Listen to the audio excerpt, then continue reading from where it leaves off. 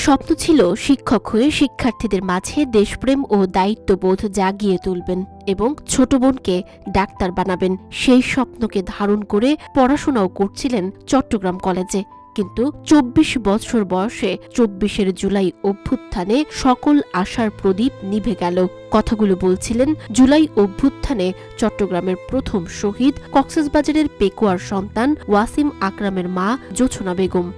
তো আজ বাসি থাকিলে স্বপ্ন আছে মাস্টারে বুঝলাম সারি বুঝলাম ছোট ভাই বোনেদের লেখাপড়া করাই তারা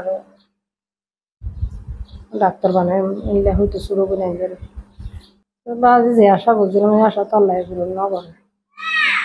তো যারা বাবার মধ্যে তারা সঠিক বিচার কান আছে কান বছর হয়ে যাওয়ার করি আর মসজিদে ১ বছর প্রায় ১০-১৫ দিনের তারা বিচার কান আছে।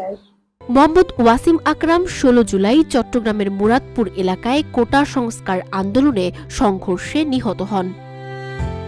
ওয়াসিম মারা যাওয়ার ১ বছর পূর্ণ হয়েছে। মৃত্যুর সময় পিতা শফিউল আলম সৌদি আরবে ছিলেন। ছেলের মৃত্যুর পর প্রবাস জীবন ছেড়ে দেশে ফিরে এসেছেন। ওয়াসিমের পিতা আক্ষেপ করে বলেন, বিগত ১ বছর ছেলে হত্যার বিচার পাননি। অন্তর্বর্তী সরকার দায়িত্ব নেওয়ার পর থেকে শহীদদের বিচারের আশ্বাস দিলেও এখনও তা করতে পারেননি। আমাদের ছেলেরা যে প্রত্যাশা নিয়ে রাস্তার নাম ছিল, প্রত্যাশা কোনোদিনও পূরণ হবে বলে আমার মনে হয় না। আমরা যাদের কাছে প্রত্যাশা নিয়েছিলাম ওরা নিজেরা নিয়ে ব্যস্ত, আমাদের কিচ্ছু করবে না, এরা নিজেরাই ব্যস্ত। তা আমি একটা কথা বলবো, দ্রুত নির্বাচন দিয়ে নির্বাচনী সরকারকে ক্ষমতা গছাই দিয়ে ওনাদের তো আমরা বিচারটুকু পাবো বলে আমরা আশা করি।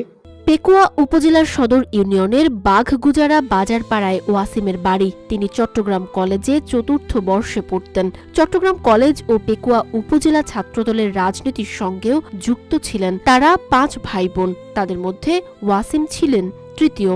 এখনও ছেলের কথা উঠলেই কান্নায় ভেঙে পড়েন ওয়াসিমের বাবা মা।